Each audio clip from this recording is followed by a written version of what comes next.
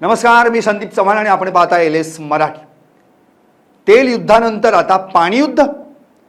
इराणनं युद्धादरम्यान आखाती देशांतील तेल साठ्यांना हात घालण्यापूर्वी बहारीन, कुवेत या देशांमधल्या डिसॅलिनेशन प्लांटवर हल्ले केले आणि पुढील काळात पाण्यावरून होणाऱ्या युद्धाची बीज पेरली। डिसॅलिनेशन प्लांट म्हणजे समुद्रातल्या खाऱ्या पाण्यापासून गोड पाणी म्हणजे पिण्यायोग्य पाणी तयार करणाऱ्या यंत्रणा। इराणनं या यंत्रणाच उद्ध्वस्त केल्या आणि जगाला आणखी एका युद्धाच्या तोंडावर नेऊन ठेवलं।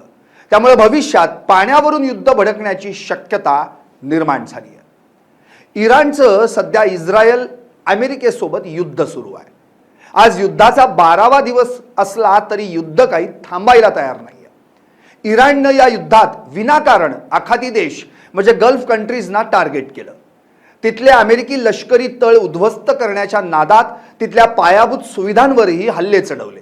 बहारीनमधील डिसॅलिनेशन प्लांटवर ड्रोन हल्ले करून तिथं पाणी टंचाई निर्माण करण्याचा जाणून बुजून प्रयत्न केला। या हल्ल्यांमुळे आज बहारीन सारख्या देशात पाणी टंचाई निर्माण झाली आहे। इराणनं यापूर्वी दुबईच्या जेबेल अली बंदरावर हल्ला केला होता, जो जगातील सर्वात मोठ्या डिसॅलिनेशन सुविधांपैकी एक आहे। UAE मधील फुजैराह F1 पॉवर आणि ऑटर कॉम्प्लेक्स तसेच कुवेतच्या दोहा वेस्ट डिसॅलिनेशन प्लांटमध्ये देखील जवळच्या बंदर हल्ल्यांमुळे किंवा इंटरसेप्टेड ड्रोनच्या ढिगाऱ्यामुळे नुकसान झालंय। डिसॅलिनेशन प्लांट टार्गेट करून इराण पाणी युद्ध सुरू करण्याच्या तर तयारीत नाही ना, अशी शंका आता येऊ लागली आहे। बहारीनमधील डिसॅलिनेशन प्लांटला लक्ष्य करणं गंभीर असल्याचं मत ओमेनमधील तज्ञ अब्दुल्लाह बाबूद यांनी व्यक्त केलंय।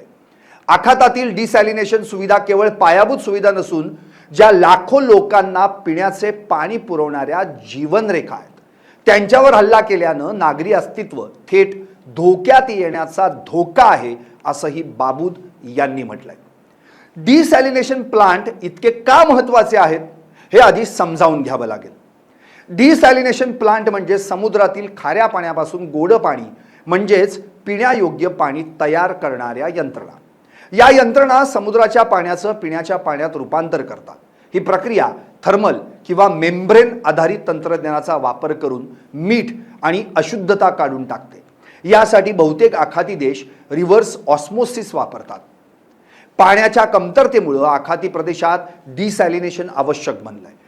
गल्फ रिसर्च सेंटरच्या 2020च्या अहवालानुसार भूजल आणि डिसॅलिनेटेड पाणी या प्रदेशाच्या मुख्य जलसंपत्तींपैकी सुमारे 90% आहे।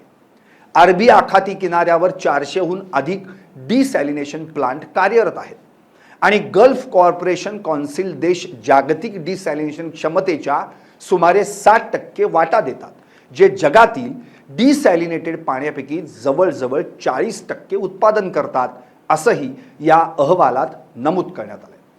आता डिसॅलिनेशन म्हणजे काय समजावून घेऊ। डिसॅलिनेशन म्हणजे काय? डिसॅलिनेशन म्हणजे समुद्राच्या किंवा खाऱ्या पाण्यातून मीठ आणि इतर खनिज काढून टाकून ते पिण्यासाठी किंवा सिंचनासाठी योग्य बनवण्याची प्रक्रिया होय। याला मराठीत विलवणीकरण किंवा क्षारमुक्त प्रक्रिया असं म्हणतात। ही प्रक्रिया प्रामुख्यानं डिस्टिलेशन किंवा रिव्हर्स ऑस्मोसिसद्वारे केली जाते। याचा उद्देश काय तर समुद्राच्या पाण्यापासून गोड म्हणजेच पिण्यायोग्य पाणी तयार करणे। पद्धती काय असते तर थर्मल प्रक्रिया म्हणजे बाष्पीभवन आणि मेम्ब्रेन प्रक्रिया म्हणजे गाळणे। थोडक्यात खाऱ्या पाण्याचं गोड्या पाण्यात रूपांतर करणे म्हणजे विलवणीकरण म्हणजेच डिसॅलिनेशन। UAE मधील राज्यांमध्ये पिण्याच्या पाण्यापैकी सुमारे 42% पाणी डिसॅलिनेशन प्लांटमधून येतं, तर कुवेतमध्ये हे प्रमाण 90%, ओमानमध्ये 86% आणि सौदी अरेबियामध्ये 70% आहे। बहरीन, कुवेत आणि कतार सारख्या लहान आणि पाण्याच्या कमतरता असलेल्या देशांसाठी डिसॅलिनेशन हा गोड्या पाण्याचा मुख्य स्रोत आहे, कारण हे पाणी प्रामुख्यानं मानवी वापरासाठी वापरलं जातं। डिसॅलिनेशन पायाभूत सुविधांवरील हल्ल्यांमुळे अनेक आखाती देशांमध्ये राष्ट्रीय संकट निर्माण होऊ शकतात। एकूणच काय तर इराणनं डिसॅलिनेशन प्लांटवर हल्ले करून जगाला पाणी युद्धाकडे नेलंय असंच म्हणावं लागेल। पाहत रहा एलएस मराठी, सत्याच्या पाठी, बातम्या सर्वांच्या सर्वांसाठी.